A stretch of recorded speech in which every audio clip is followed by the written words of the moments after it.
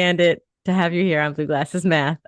This is like I'm having like an existential moment here that I'm having a conversation with Eli from You and me Desmos. both. I've always wanted to be on this podcast. Here we go. I'm in. Okay. Well, I'll go with that. All right. So again, welcome so much. Welcome so much. I'm just so thrilled to have you. I can't even make a sentence, but I think when we start, where we should start is by having you introduce yourself to the listeners and just give a little background about how you ended up as the founder and CEO of Desmos, and talk to us a little bit about how that got started. Yeah, sure thing. So first, a couple disclaimers about it. One of them is that I have a wildly unreliable memory, and so the further back in time we go, the bigger a grain of salt you should take any facts I try to share. Um, and then the other one is that a huge fraction of the path for me to get here has been just pure accidents and good luck. So there's a number of times that people ask, how did you create this, or how could I make something like this? And uh, I give answers, but a lot of it is just I don't know. I didn't set out with a plan, and I got lucky over and over and over again. So those are my Mhm. disclaimers before I share my story. Got it. Yeah, my name is Eli. I'm the founder and CEO of a company called DESMOS Studio PBC, formerly DESMOS Inc., and I will talk a little bit about that in a bit.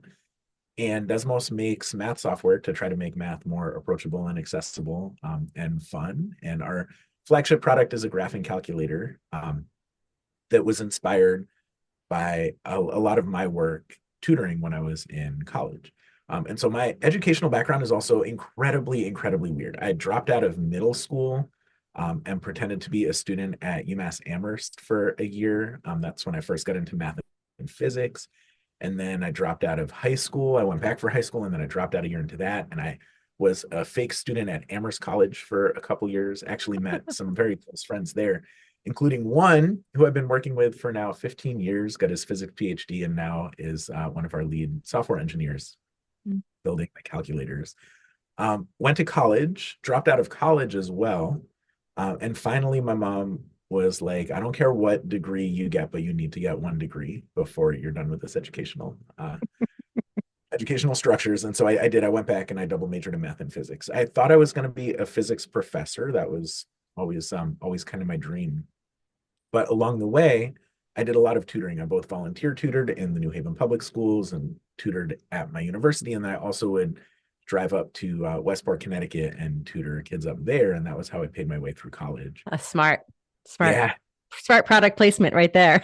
no joke. And in the process, built some tools for helping those kids that I was working with understand math. And one of them ended up kind of turning into this calculator, built it with a friend as well who now still works here 15 years in.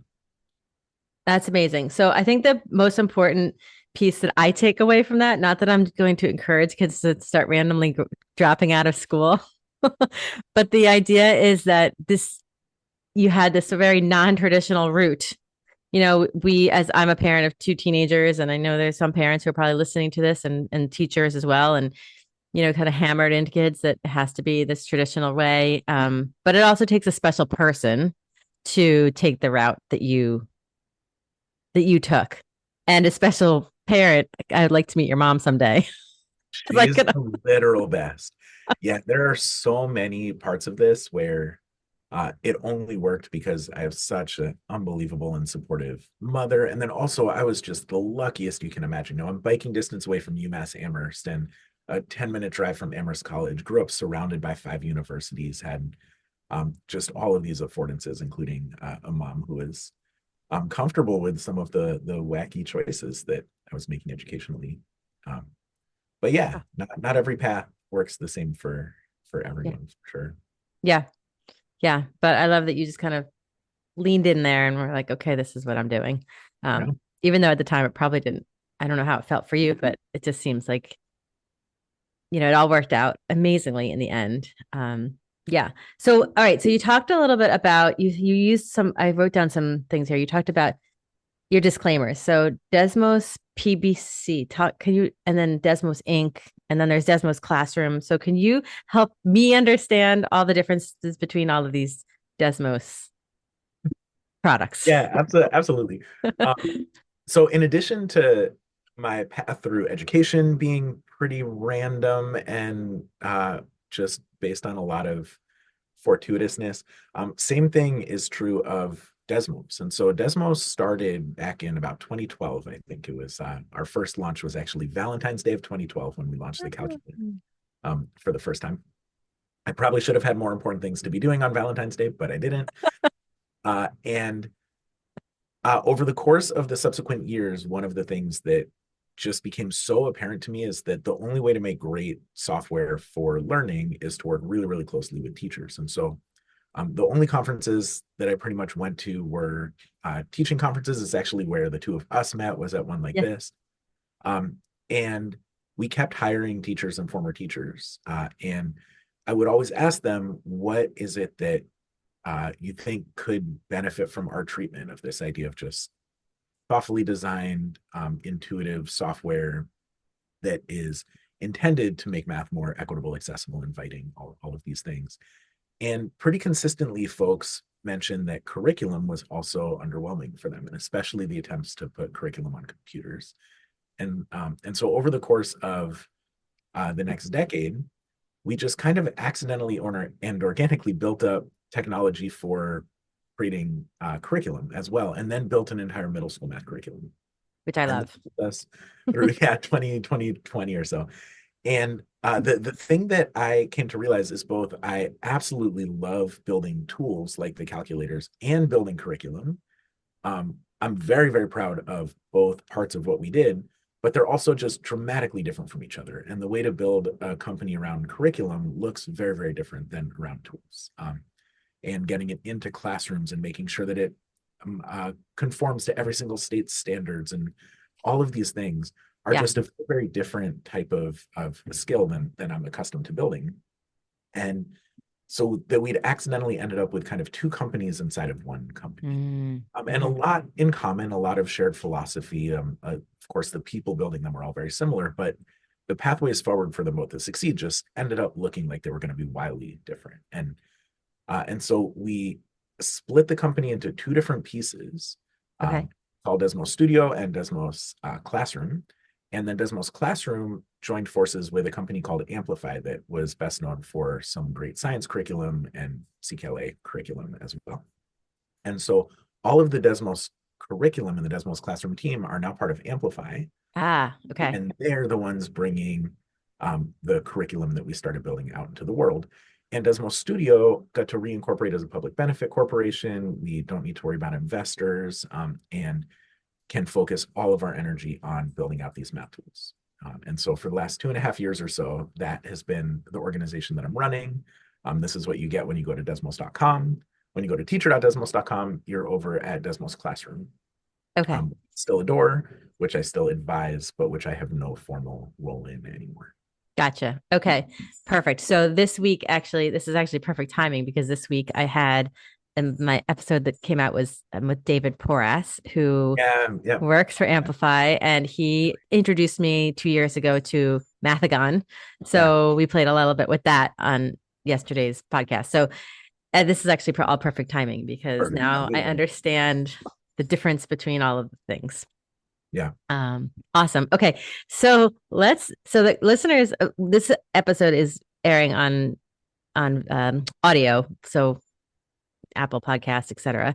But we'll also have this up on YouTube. So if you are listening to this, I'm saying to my listeners now, if you're listening to this, you should go over to YouTube because at this point, I'm going to ask Eli if you could share your screen and like share with us some magic in because so while while you're getting that started, Eli mentioned a minute ago we met at a conference for math teachers, for middle school and high school math teachers, and I was sitting in the audience with a friend of mine, and I looked over her and I said, "I'm going to go ask him to be on my podcast." She said, "You're not," and I said, "Oh, I am," because I was so impressed and like fascinated by what you were doing with us on the graphing calculator that I was like, this has got to be on the podcast because I just like little plug for what Blue Glasses Math. We're all about helping people see themselves as math people. And there's no better tool that I can imagine than using the Desmos graphing calculator or Desmos Studio because it just was like the whole audience, we were sitting in a room with hundreds of people, and I have a dog who agrees. Um, the whole audience was like, whoo! There were like these gasps, and I'm like, oh, this is fantastic. It's like Disney World for teachers who teach math. So anyway, so on that note, What maybe a we could plug. see This is math. amazing. I need you to introduce me every time I speak anywhere. This is the best. Perfect. I love to travel, so just tell me where you're going to be next. Awesome. But yeah, I will definitely share my screen if you are listening to this. This next part might be a little bit boring, but I'm going to try to vocalize what I'm doing at the same time. So the thing that I'm showing here is the Desmos graphing calculator. And full disclosure, when we first made this and released it, our expectation was that people were going to use it the same way that they use a handheld graphing calculator. So, a TI-83, TI-84, maybe you graph 10 equations. And we thought we could make this more accessible. And this is both if you have a computer, if you have a phone, you can use it for free. Also more accessible, for example, if you're visually impaired or blind, we could hook up to all of the amazing affordances of technology. And computers are just faster and more powerful and have more pixels than a handheld calculator. So Mm. we thought people were going to do stuff like graph the equation y equals x. And then you get all sorts of fun things that you can do because computers are so fast. Like if I want to see what is the impact of a coefficient here, and I change this to y equals 2x, and the graph just immediately updates. You don't need to switch between views. You don't need to wait for it to trace out.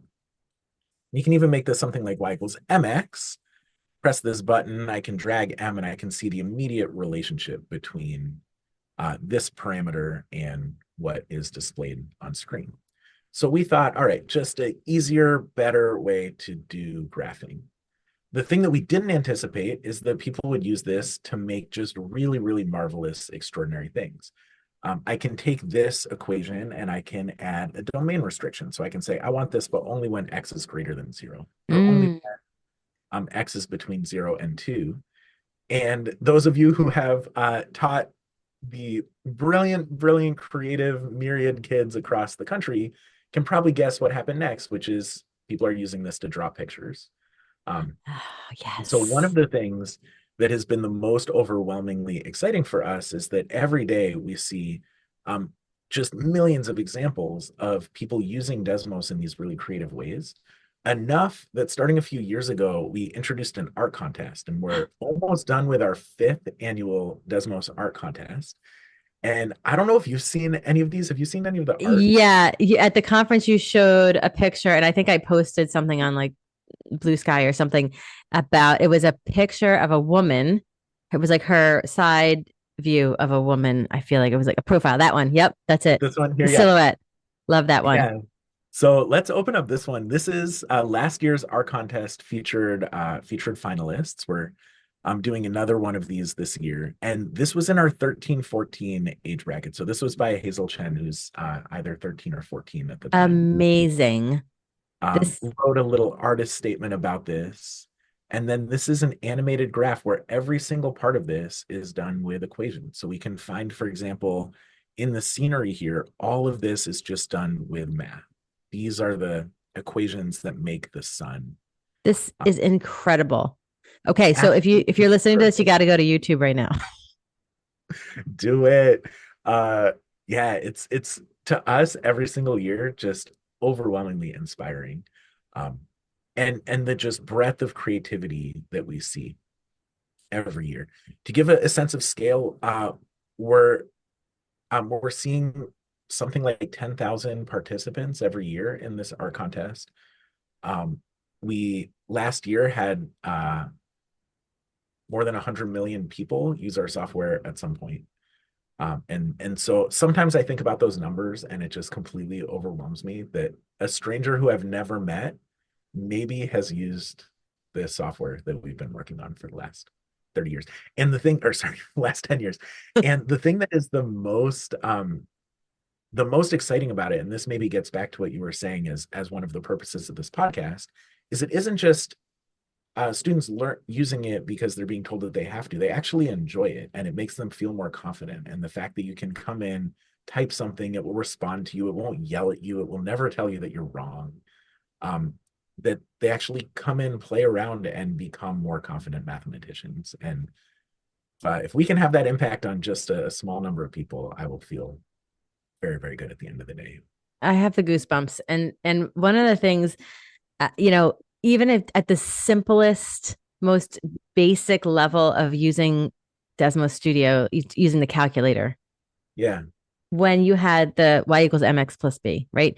The basic linear equation, and giving kids even there, just giving them the opportunity to understand what m means, right? yeah, So traditionally it's been, well, it's rise over run, and it's delta x over or delta y over delta x, and all of these things. The kids are like, what is this? I don't even know. I just have to memorize it. But if you just give them the calculator, or give them Desmos calculator on their laptop or iPad or phone, right? Does it work on a phone?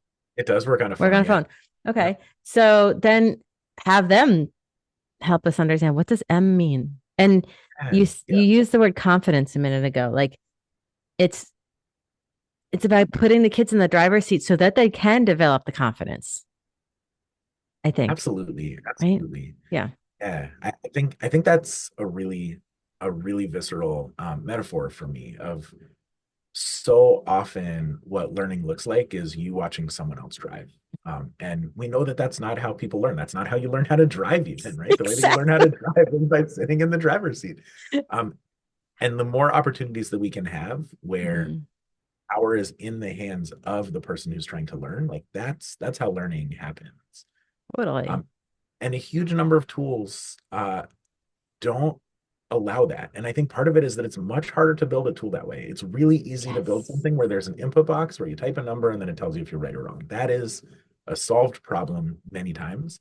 It's also kind of useless for learning. It's maybe passable for assessment, but that's not how learning happens.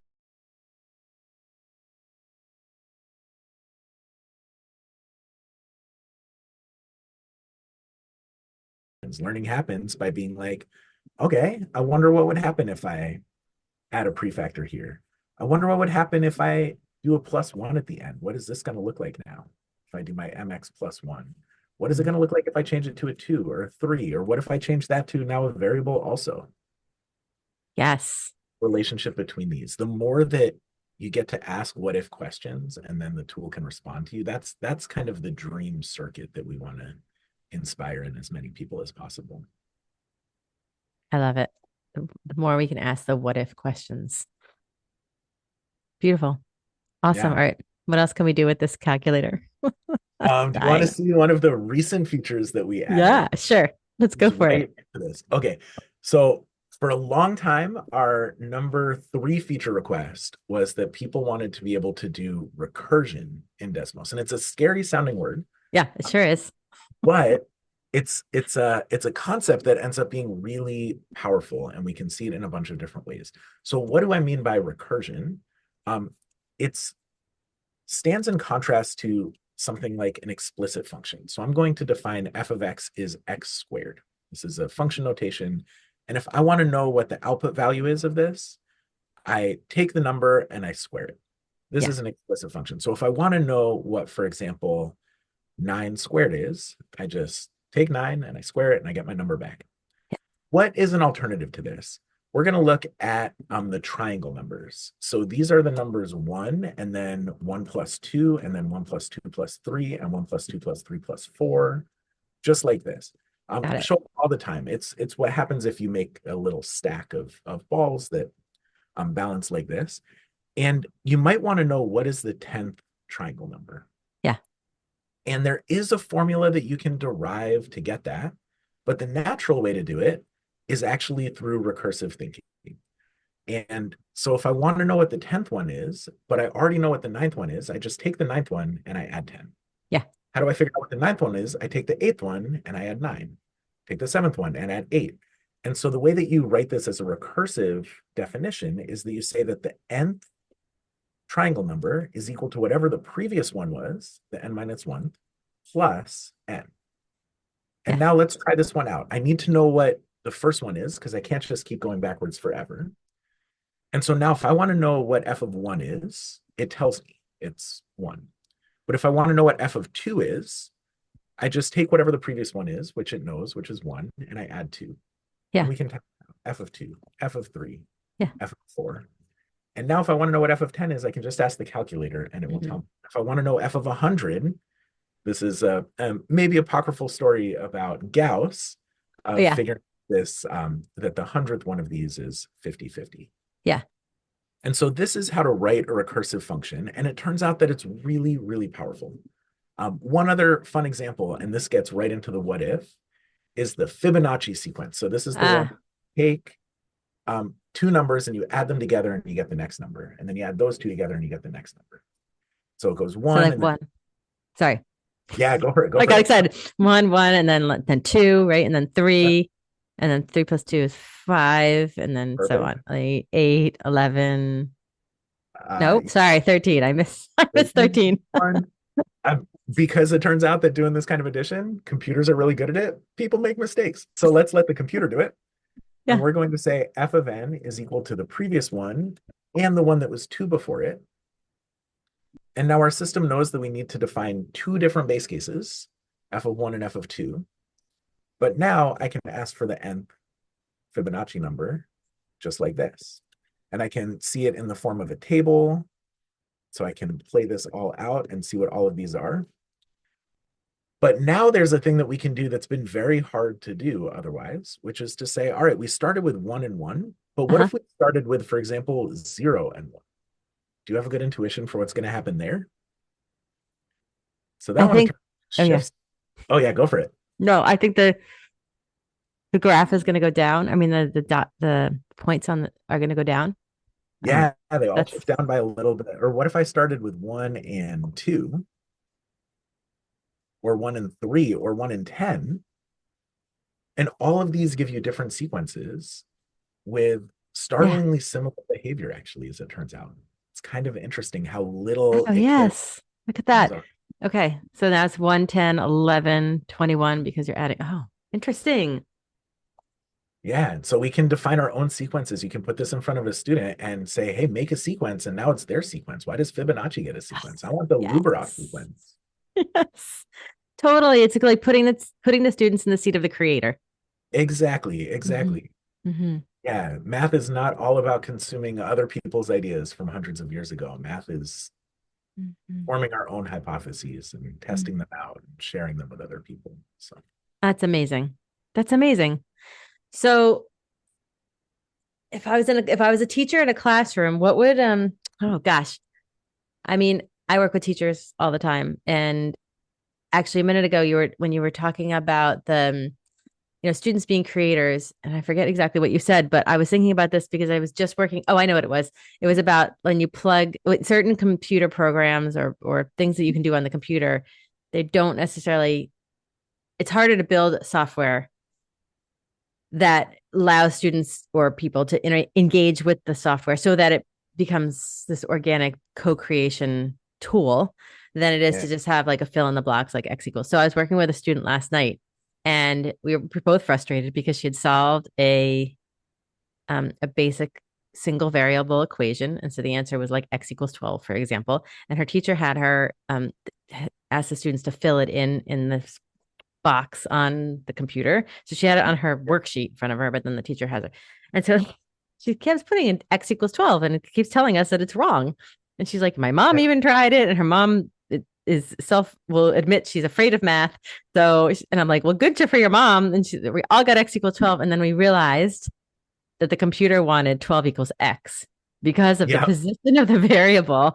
And I'm like, huh, look at that. It's like, look at that limit. I mean, in the end, it ended up being an aha moment for all of us because we learned because the student was the one who tried. She's like, maybe if I just switch the order. And then we had gotten this whole conversation about equality and everything that it means the same thing.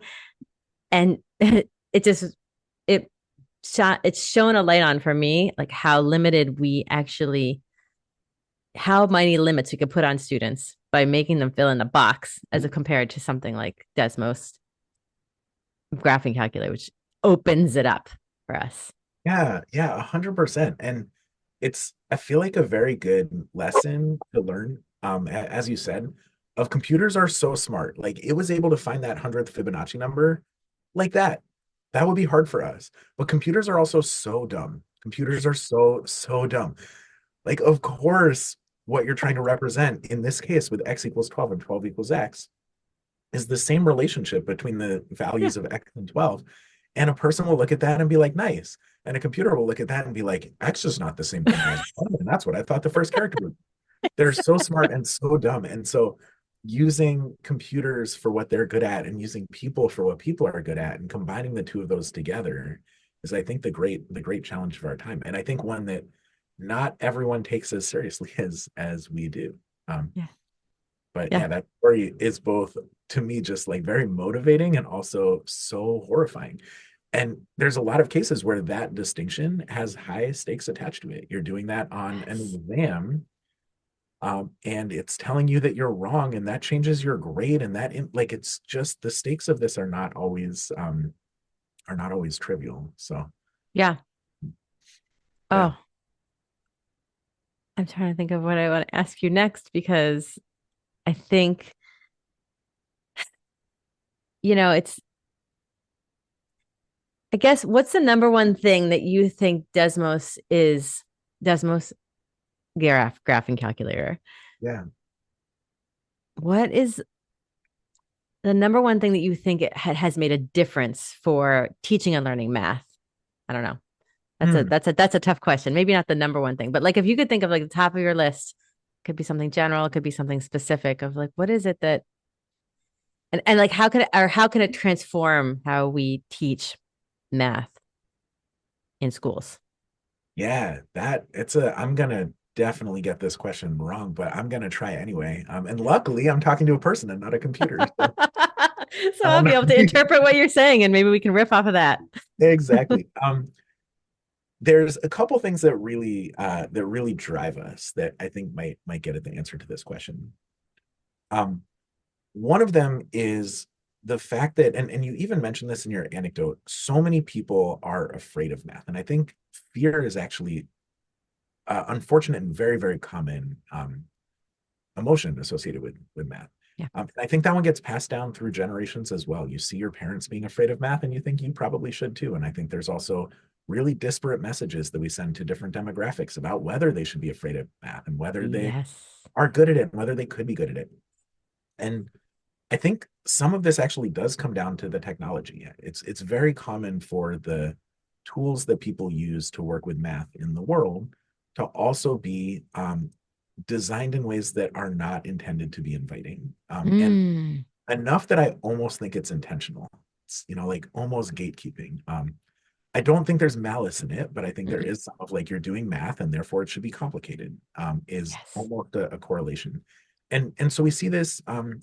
Handheld calculators are not easy to use. They've got a manual that's yay thick, and I loved my calculator. It's how I learned how to program, but I recognize also that it's not inviting. Um, and it gets, I think, even worse when you get into professional tools. Mathematica is wildly, wildly powerful and has a very, very steep learning curve. Yeah. Enough that I feel intimidated when I open up Mathematica. Which is why I've avoided it. Totally. And I think a lot of people do.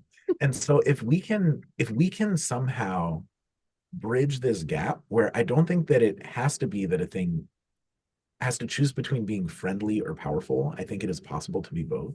And I think this is what we try really, really hard to build into our designs is that you can show up as a fourth grader who has never used a calculator before, type something in and have it kind of succeed for you. Yeah. And that's going to build up your confidence. And also, that doesn't mean that we need to limit what is possible in Desmos. So the fact that it can now do recursion means that there's a whole lot of things people used to have to go to a spreadsheet for, and they don't have to. They can do it in the calculator. We have a 3D calculator that people use in advanced calculus. You can use Desmos in professional spaces, and we're seeing more and more and more of this. A huge fraction of the game development industry uses Desmos in some form to do modeling of how their characters are going to behave in games. We're just, Really? yeah, it's absolutely inspiring to us that the same tool you're like learning on for the first time is the one that people reach for when they're trying to do professional work with mathematics. And I think it's been very unusual to have a thread like that. I was just thinking that as you were saying that, I'm like, I don't know a place where, I mean, I love pattern blocks in the elementary school classroom where I have these on my desk, these little Yeah, Unifix cubes. Like, I sure. love these kinds of toys, but I can't see where somebody in the workplace is going to take this and like Yeah, be a bean counter with Unifix cubes. But they can take, And I think it's interesting, like, because I would say to parents and teachers, we are preparing the students who are sitting in our classrooms right now for a world that we cannot even imagine. 100%. Yeah. And so those kids are going to take, hopefully, whatever tools we give them, and if they see utility, carry them through into the workforce. Why not give them something that they can take into the workforce with them? Amen. Amen. Absolutely. Yeah. And I That's think this is our brass ring. This is what we're reaching for, is to have that, to be Desmos, be something that can grow with you all the way through your math journey, but in a way where when you start, you don't look at it, type stuff in, get the kind of feedback that you're like, oh, this isn't my place. I'm not safe here. We want every single person to feel safe inside of the tool, exploring, experimenting, realizing that they're a mathematician, and then being able to grow with it all the way into their career, whatever that career might be.